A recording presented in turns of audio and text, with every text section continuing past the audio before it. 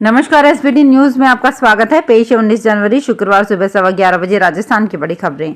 क्या पूर्व मुख्यमंत्री अशोक गहलोत, पूर्व उप मुख्यमंत्री सचिन पायलट और प्रदेश अध्यक्ष गोविंद सिंह डोटासरा जैसे दिग्गज नेताओं को कांग्रेस लोकसभा चुनाव लड़वाएगी? ये सवाल उठ रहा है क्योंकि 2 बार से राज्य की सभी 25 सीटें हार रही कांग्रेस ने इस बार लोकसभा चुनाव से 4 महीने पहले ही उम्मीदवार तय करने का काम शुरू कर दिया है। दावा है कि समय से पहले उम्मीदवार घोषित कर दिए जाएंगे। इस बार सीनियर नेताओं और विधायकों को लोकसभा चुनाव लड़ाने का सुझाव दिया गया है। ऐसे में आधी सीटों पर नए उम्मीदवार उतारने की संभावना है।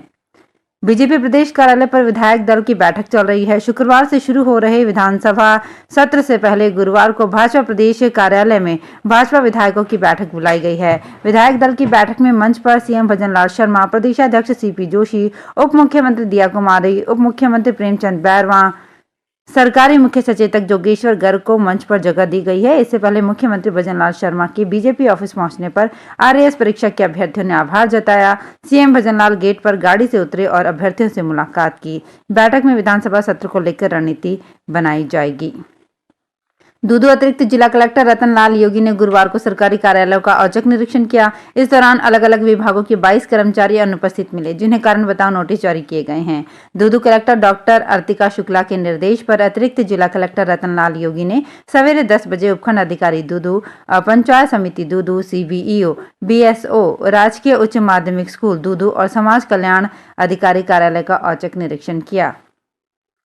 दिल्ली के जोधपुर हाउस में मंगलवार को मुख्यमंत्री भजनलाल शर्मा के कमरे में सॉकेट में स्पार्क होने से आग लग गई। ये घटना मंगलवार रात करीब 9 बजे की है, जब सीएम कमरे में अकेले थे और हीटर चल रहा था। हीटर का प्लग जिस सॉकेट में डाला गया था वो हीटर का लोड नहीं ले सका। मीडिया रिपोर्ट्स के अनुसार इसके कारण सॉकेट में स्पार्क हुआ और आग लग गई। आग लगने पर सीएम ने कमरे में रखी हुई घंटी बजाई। इस पर पास के कमरे में सो रहा पीएसओ वहां पहुंचा और आग को कंट्रोल किया। डीजीपी यूआर साहू ने मीडिया को बताया कि मीडिया रिपोर्ट आने पर एडीजी इंटेलिजेंस से रिपोर्ट मांगी गई। इस पर पता चला कि सुरक्षा में कोई चूक नहीं हुई है। महाराष्ट्र एंटी करप्शन ब्यूरो ने गुरुवार 18 जनवरी को रत्नागिरी जिले में शिवसेना के उद्धव ठाकरे गुट के विधायक राजन साल्वी के कई ठिकानों पर छापेमारी की और आय से अधिक संपत्ति होने के मामले में उनके और उनके परिवार के 2 सदस्यों के खिलाफ मामला दर्ज किया। रिपोर्ट्स के अनुसार एसीबी की ठाणे यूनिट की एक टीम ने जिले में साल्वी से संबंधित 5 ठिकानों पर छापेमारी की। टीम को साल्वी, उनकी पत्नी और बेटे के पास 3 करोड़ 53 लाख रुपए की संपत्ति मिली है, जो उनकी आय से अधिक है। इन सभी के खिलाफ मामला दर्ज कर लिया गया है। हरियाणा में आम आदमी पार्टी के चुनाव कैंपेन कमेटी के चेयरमैन अशोक तंवर ने इस्तीफा दे दिया है। उन्होंने 4 अप्रैल 2022 को आप ज्वाइन की थी। 22 महीने पार्टी में रहने के बाद उन्होंने आप को अलविदा कह दिया। राजस्थान के थर्मल पावर प्लांट के साथ ही कालीसिंध थर्मल में गहराए कोयला संकट ने थर्मल प्रशासन की चिंता बढ़ा दी है।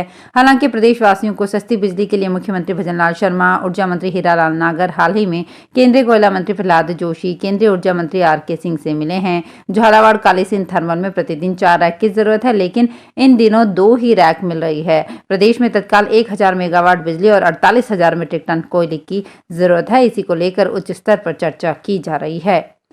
22 जनवरी को अयोध्या में रामलला की प्राण प्रतिष्ठा समारोह में मेहंदीपुर बालाजी मंदिर से लड्डू भेजे गए हैं। इन्हें गुरुवार को राज्यपाल कलराज मिश्र ने भगवा झंडा दिखाकर रवाना किया। राज्यपाल के बालाजी मंदिर पहुंचने पर मंदिर महंत डॉक्टर नरेशपुरी महाराज ने उनका स्वागत किया। इसके बाद राज्यपाल मिश्र ने बालाजी महाराज के दर्शन कर विशेष पूजा अर्चना की। कार्यक्रम के दौरान राज्यपाल और महंत ने बालाजी मंदिर की वेबसाइट लॉन्च की। इसके बाद राम दरबार की पूजा अर्चना कर प्रसादी का भोग लगाया गया।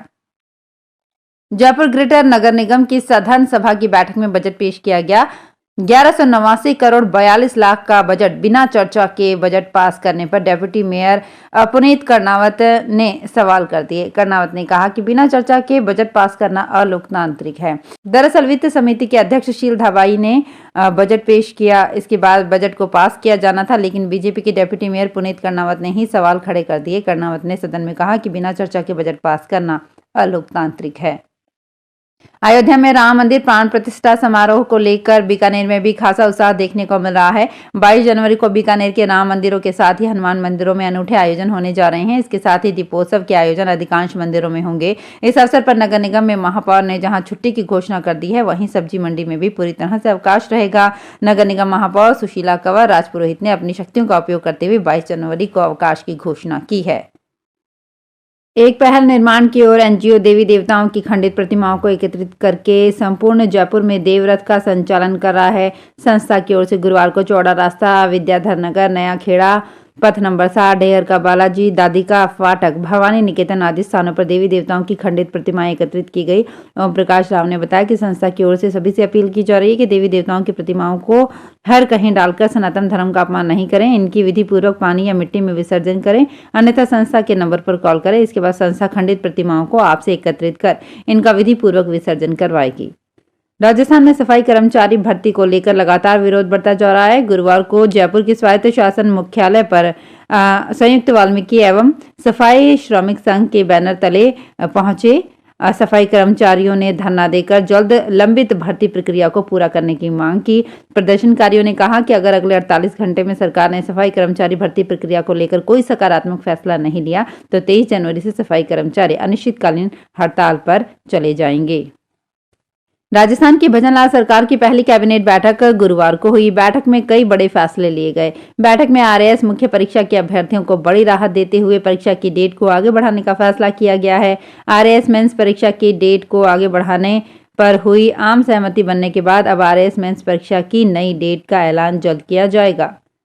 जोधपुर के हाईकोर्ट परिसर में गुरुवार को आसाराम की पैरवी करने आए वकील से मारपीट करने का मामला सामने आया है। दिल्ली से आए अधिवक्ता विजय साहनी से आसाराम के समर्थकों ने मारपीट कर दी। इस घटना को लेकर अधिवक्ताओं में भारी आक्रोश व्याप्त है। वकीलों ने आरोपी को पकड़कर पुलिस के हवाले कर दिया है। पुलिस मामले की जांच कर रही है। दरअसल इलाज के लिए आसाराम की ओर से हाईकोर्ट में पैरोल याचिका लगाई गई थी। इस याचिका पर सुनवाई के लिए दिल्ली से अधिवक्ता विजय साहनी जोधपुर आए। इस दौरान अधिवक्ता विजय साहनी हाईकोर्ट परिसर में अपनी कार के पास खड़े आसाराम के समर्थक से चर्चा कर रहे थे। आसाराम के 4-5 अन्य समर्थक वहां आए और अधिवक्ता से झगड़ने लगे।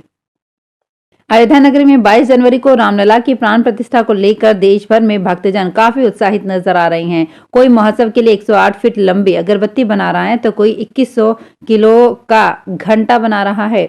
इसी क्रम में छोटी काशी जयपुर में स्थित हिंगोनिया गो पुनर्वास केंद्र में नगर निगम ग्रेटर के सहयोग से श्री राम मंदिर प्राण प्रतिष्ठा महोत्सव के लिए रोजाना 50 से अधिक कारीगर गौ माता के गोबर से दीपकों का निर्माण कर रहे हैं। गाय के गोबर से निर्मित इन दीपकों का 22 जनवरी को घरों और मंदिरों में जलाने के लिए नगर निगम के सहयोग से शहर के विभिन्न स्थानों पर वितरण किया जाएगा।